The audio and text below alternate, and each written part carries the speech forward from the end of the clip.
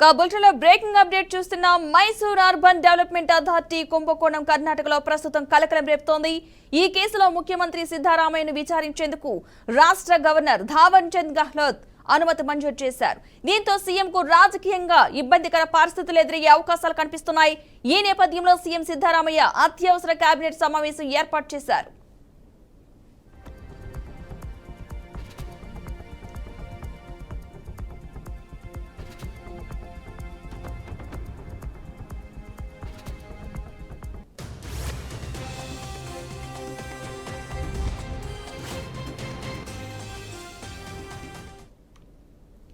Governor ప్రజాస్వామ్యానికి వ్యతిరేకంగా వ్యవహరిస్తున్నారు. విజయనగరంలో అక్రమంగా భూములు కేటాయించలేదు.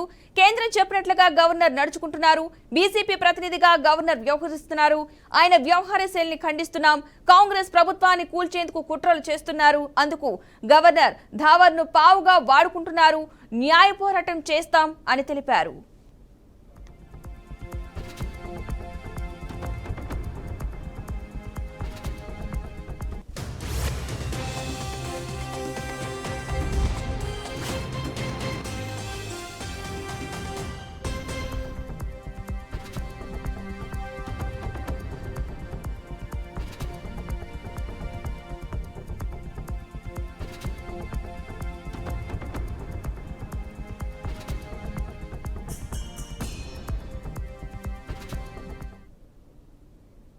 I will fight it out legally in a court of law because it is an illegal sanction given by the governor who is a puppet of the central government.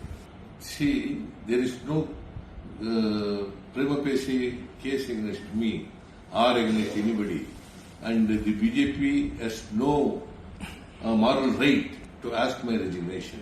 Okay. It is because the governor is biased towards me.